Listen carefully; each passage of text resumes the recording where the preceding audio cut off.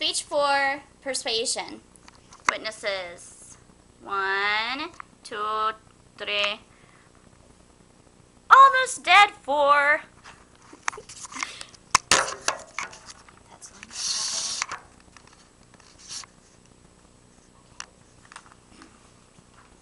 Making your choices known.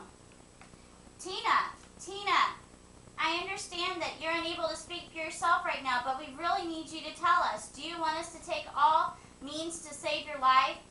Do you want us to perform CPR and give you medications that could prolong your life, or intubate you that could prolong your life even though you may not want this to happen?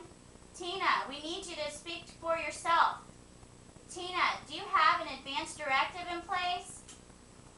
When I say, do you have an advance directive, do you know what I'm looking for or asking?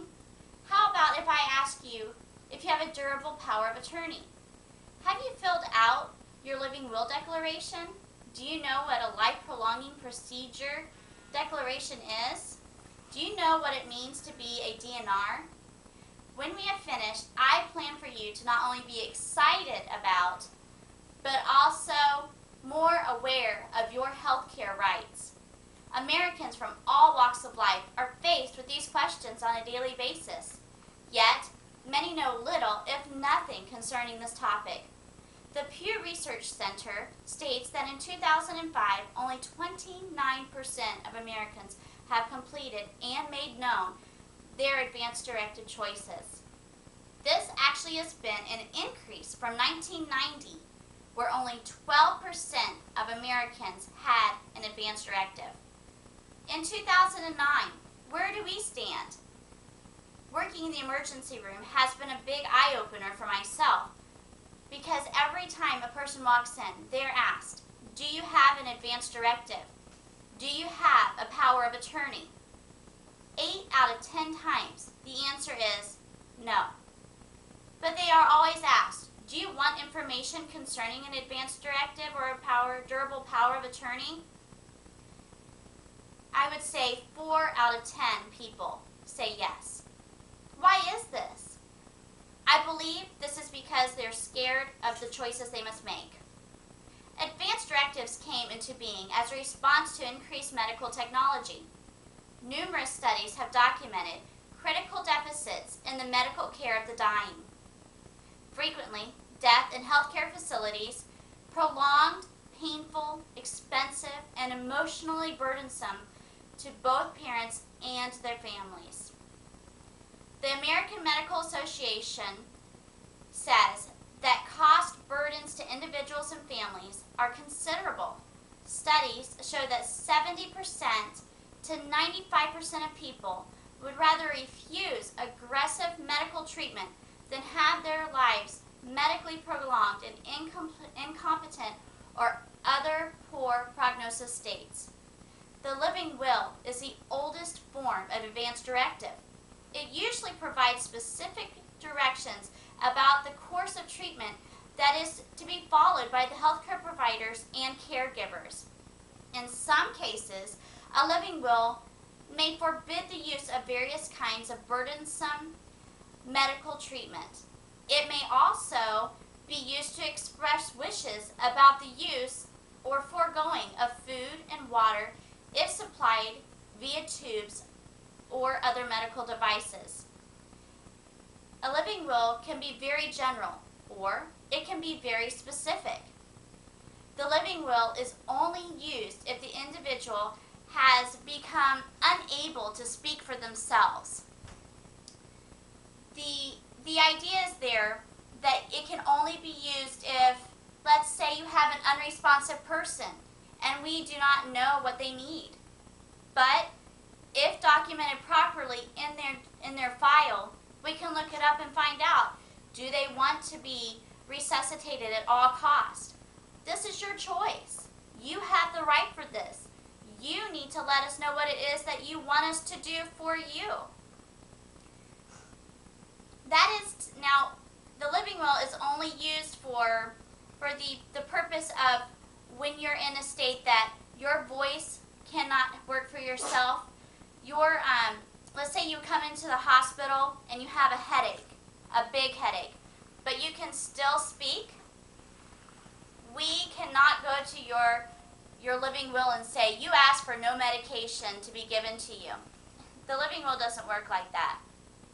But if you were to come into the hospital and say, you had a major headache, and then while you were here, it upgraded to a major headache that turned into a huge hemorrhagic, just a big bleed, and then you were unable to speak for yourself for the type of treatment you wished, that is when your living will comes into play.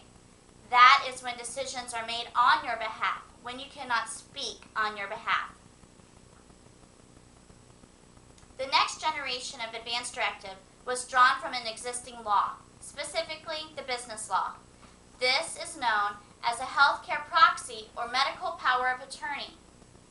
These really big words really have a very small and simple meaning. You have the right to appoint a friend, a family member, or someone that is close to you to speak on your behalf. This person must be with you on your plan of action. That means when the time comes and they must make the choice whether or not you are to stay on life support, they need to go with your wishes. That means that if you come to a point that your life is about to end, they cannot back out because they are too emotionally connected to you. When you pick your durable power of attorney, they need to be able to speak for you and not for themselves. You can access information from your local doctor, from your local hospital, you can go to the library. There are numerous number of medical websites you can hit. MedlinePlus.com is one of them, WebMD. You can go to the Clarion Arnett Health System, and they will have access to the living will paperwork for yourself. Then also, if you have a lawyer, then you put him on retainer. Make him work for that money.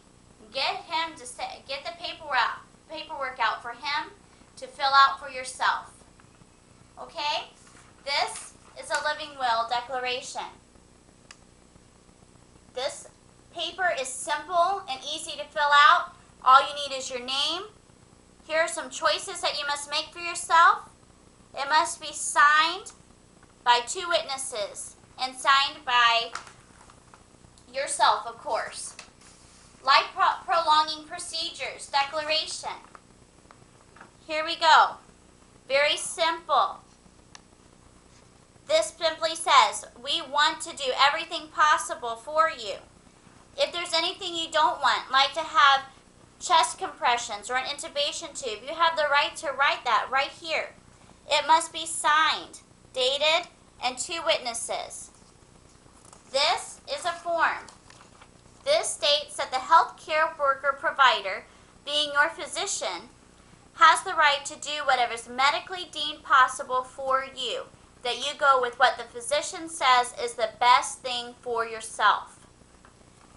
10 out of 10 times, this will not happen. Stop! I have an advance directive. I'm 92. Let me go. Oh, wow. We must stop. Right now, since we have her paperwork and Tina's decided that she doesn't want to keep her life sustained by all medical means possible, we stop and we step away.